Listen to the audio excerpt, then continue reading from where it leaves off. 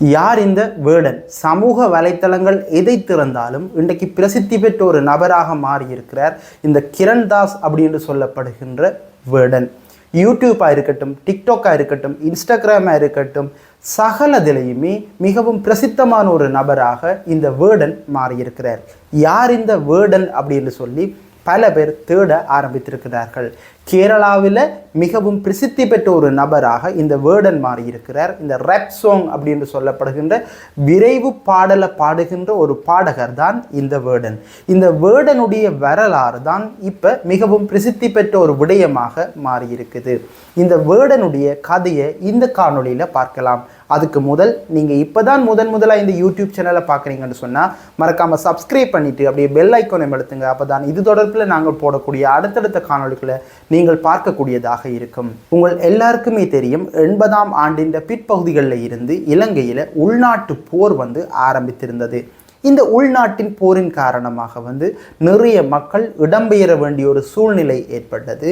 இந்த சூழ்நிலையின் காரணமாக பலர் பல நாடுகளுக்கு சென்றார்கள். அப்படி இந்தியாவுக்கு சென்ற மக்கள் தொகை அதிகம். என்னென்னு சொன்னால் இந்தியா பக்கத்தில் இருக்கிற ஒரு நாடு, அதனால் மிகவும் இலகுவாக கடல் வழியாக இந்தியாவுக்கு போகக்கூடியதாக இருந்தது. இதனால் நிறைய மக்கள் தங்களுடைய உயிர் பாதுகாப்பை கருத்தில் கொண்டு இந்தியாவுக்கு இடம்பெயர்ந்து சென்றிருந்தார்கள். அப்படித்தான் இந்த வேடனுடைய தாயாரும் தன்னுடைய உயிர் பாதுகாப்புக்காக அந்த நேரங்கள், அதாவது 90-95ஆம் ஆண்டு காலப்பகுதியில் இந்தியாவை தஞ்சமடைஞ்சிருந்தார்கள். இந்த தஞ்சமடைஞ்ச இந்த ஃபேமிலியில் இருந்த இந்த வேடனுடைய தாயார் கேரளாவை சேர்ந்த ஒருவரை காதலித்து திருமணம் செய்திருந்தார். இந்த திருமணத்துக்கு பிறகு அவர்கள் அந்த கணவருடைய ஊரான கேரளாவின் திருச்சூர் அப்படின்னு சொல்லப்படுகின்ற இடத்துக்கு சென்று ஒரு ரயில்வே ட்ராக்குக்கு அருகில குடிசை அமைத்து தங்கியிருந்ததாக தகவல்கள் தற்போது வெளியாகி இருக்குது. இந்த குடும்பத்தில் பிறந்த இரண்டாவது மகன் தான் கிரண் தாஸ் அப்படின்னு சொல்லப்படுகின்ற இந்த வேடன். சிறு வயதிலிருந்தே இந்த கிரண் தாஸ் அவர்களுக்கு இந்த பாட்டு பாடுறதுல ஒரு ஆர்வம் இருந்தது. இதனால் அவர் இந்த பாட்டு பாடுறதுல தன்னுடைய முழு கவனத்தையும் செலுத்தி இருக்கிறார். பாடசாலை படிக்கிற காலப்பகுதியில இருந்தே இவர் ஒரு கருப்பு நிற தோற்றத்தை உடையவராக இருப்பதால் இவரை நிறைய பேர் வேடன் அப்படின்னு சொல்லியிருக்கிறார்கள். உங்களை எல்லாருக்குமே தெரியும், இந்த காட்டுவாசிகள் எல்லாருமே அப்படிதான் இருப்பார்கள். அதனால் இவரும் வேடன் அப்படின்னு சொல்லி அழைக்கப்படுகின்றார். இந்த வேடன் என்று சொல்லப்படுகின்ற கிரண் தாஸ் நிறைய காலமாகவே இந்த ரேப் பாடல்களை பாடுவதில் கேரளாவில் பிரசித்தி பெற்ற ஒரு நபராக இருந்திருக்கின்றார். நாங்கள் இதுவரைக்கும் இந்த கேரள சினிமாக்களை பெருசாக பார்க்கறது இல்லை. இதனால் கேரளாவில் இருந்த இவரை பற்றி தமிழ் மக்கள் பெரிதாக அறிந்து கொள்ளவில்லை. தற்போது இவர் பாடிய ஒரு பாடல் உலகம் எல்லாமே பிரசித்தி பெற்ற ஒரு பாடலாக மாறியிருக்குது. இந்த பாடலின் வாயிலாக இன்றைக்கு இந்த கிரண் தாஸ் பற்றி எல்லோரும் தேட ஆரம்பித்திருக்கின்றார்கள். இந்த வேடன் என்று சொல்லப்படுகின்ற இந்த கிரண் தாஸ் பற்றி தற்போது சமூக வலைத்தளங்கள் எல்லாத்திலையுமே மக்கள் அதிகமாக தேட ஆரம்பித்திருக்கின்றார்கள். இவருடைய லைவ் நிகழ்ச்சிகள் எல்லாத்துக்குமே அளவுக்கு அதிகமான மக்கள் தொகை கூடியிருக்குது. இப்போ நாங்கள் சமூக வலைத்தளத்தில் எதை பார்த்தாலும் இவருடைய பாடல்களும் இவரை சுற்றி இருக்கிற ரசிகர்கள் கூட்டத்தையும் பார்க்கக்கூடியதாக இருக்குது. இவர் தன்னுடைய பாடல்களில் இலங்கையில் நடந்த யுத்தத்தை பற்றி எடுத்து கூறியிருக்கிறார். தன்னுடைய தாயை பற்றி எடுத்து கூறியிருக்கிறார். அது மட்டும் இல்லாமல் மிக முக்கியமாக தமிழ் மக்கள் அனைவராலேயுமே விரும்பப்படுகின்ற விடுதலை புலிகளை பற்றியும் இவர் தன்னுடைய பாடல்களில் எடுத்து கூறியிருக்கிறார். அதனால தான் இவர் தற்போது உலகம் பூராகவுமே பிரசித்தி பெற்ற ஒரு நபராக மாறியிருப்பது மட்டும் இல்லாமல் தமிழ் மக்கள் தேடுகின்ற ஒரு நபராகவும் இவர் மாறியிருக்கின்றார். இந்த விடுதலை புலிகளை பற்றி தன்னுடைய பாடல்களில் குறிப்பிட்டதால தான் இன்றைக்கு உலகம் பூராகவும் உள்ள தமிழ் மக்களால் இவர் தேடப்படும் நபராக மாறியிருக்கிறார். அந்த அளவுக்கு இவருடைய இந்த ரேப் பாடல் பிரசித்தி பெற்ற ஒரு பாடலாக மாறியிருக்குது. இலங்கையில் கடந்த 30 வருடங்களாக இந்த உள்நாட்டு யுத்தம் இடம்பெற்றது.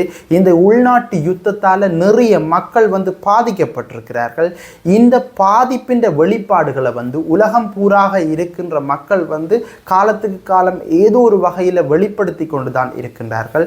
இப்படி இடம்பெயர்ந்து சென்ற மக்கள் தங்களுடைய பிள்ளைகளுக்கு தங்களுடைய இந்த நாட்டின் நிலைமை தொடர்பில் எடுத்து கூறியிருக்கிறார்கள். இப்போ சமீபத்தில் கனடாவில் டொரண்டோ நகர சபையில் வந்து ஒருவர் உறுப்பினராக தெரிவு செய்யப்பட்டார், ஒரு தமிழ் நபர். இந்த தமிழ் நபர் கூட தற்போது இலங்கையில் நடந்த இந்த உள்நாட்டு யுத்தங்கள் தொடர்பில் வந்து எல்லாருக்குமே விளங்கக்கூடிய வகையில் எடுத்து கூறி வருகின்றார். அப்படி பார்த்தோம்னு சொன்னால் உண்மையிலேயே அந்த நபர் இங்கே பிறந்த நபர் இல்லை, கனடாவில் பிறந்த நபர் தான். ஆனால் அவர்களுடைய அம்மா அப்பா அவர்களுக்கு இலங்கையில் நடந்த இந்த யுத்தம், தமிழ் மக்களினுடைய நிலைப்பாடு, தமிழ் மக்கள் எவ்வாறெல்லாம் பாதிக்கப்பட்டார்கள் போன்ற விடயங்களை வந்து சொல்லி கொடுத்திருக்கின்றார்கள். அப்படி சொல்லி கொடுத்ததன் விளைவாகத்தான் இப்படி இந்த நபர்கள் வந்து தமிழ் மக்களினுடைய பிரச்சனைகளை வந்து முழு உலகுக்குமே தெரியக்கூடிய வகையில் எடுத்து கூறுகின்ற வகையில் அவர்களுடைய செயற்பாடுகள் வந்து இன்றைக்கு அமைந்திருக்குது. அப்படித்தான் இலங்கையில் பிறக்காவிட்டாலும் இந்த வேடன் என்று சொல்லப்படுகின்ற நபர் இலங்கையில் நடந்த இந்த பிரச்சனை தொடர்பிலையும் விடுதலை புலிகள் பற்றியும் இந்த பாடல்ல எடுத்து கூறியிருக்கிறார். இதனால இன்றைக்கு உலகத்தில் இந்த விடுதலை புலிகள் பற்றி எல்லாராலையும் வந்து பேசப்படுகின்றது. இலங்கையை பொறுத்த மட்டும் இன்றைக்கும் இலங்கையில் வாழ்கின்ற தமிழர்கள் வந்து ஒரு இரண்டாந்தர பிரஜைகளாக வாழ்கின்ற நிலைதான் இருக்குது. இலங்கையில் நடந்தது ஒரு மனிதாபிமான யுத்தம் அப்படி என்று சொல்லி சமீபத்தில் கூட இந்த யுத்தத்தில் தலைமை தாங்கிய ஒரு இராணுவ அதிகாரியான சர்வேந்திர சில்வா அவர்கள் குறிப்பிட்டிருக்கிறார். அதாவது விடுதலை புலிகளுக்கும் இராணுவத்தினருக்கும் இடம்பெற்ற யுத்தம் வந்து விடுதலை புலிகளால் கைது செய்யப்பட்டு சிறைப்பிடிக்கப்பட்டு இருந்த தமிழ் மக்களை மீட்பதற்கான ஒரு மனிதாபிமான யுத்தம் அப்படி என்று சொல்லியிருக்கிறார். ஆனால் தமிழ் மக்களினுடைய நிலைப்பாடு வேறாக இருக்கின்றது.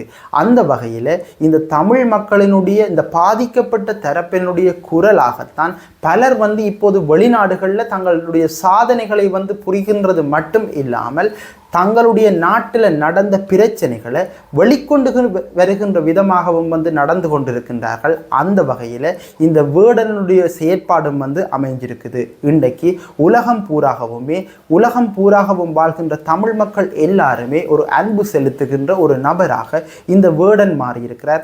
இந்த வேடனுடைய வரலாறு பற்றி இப்போ சமூக வலைத்தளங்கள் எல்லாத்திலையுமே வந்து எல்லாருமே தேடிக்கொண்டிருக்கின்றார்கள். அந்த அளவுக்கு இவர் இந்த புலிகளை பற்றி கதைத்தது வந்து பிரபல்யமான ஒரு விடயமாக வந்து மாறியிருக்குது. இப்படி எதிர்வரும் காலங்களையும் வந்து இந்த தமிழ் மக்களினுடைய பெருமைகளை பறைசாற்றுகின்ற வகையில் பலர் வந்து சாதிக்க வேண்டும் என்பதுதான் இந்த காணொளி வாயிலாக நானும் சொல்ல வருகின்ற விடயம். மீண்டும் புதியதொரு விடயம் சம்பந்தமான காணொளியில் சந்திப்போம். நன்றி.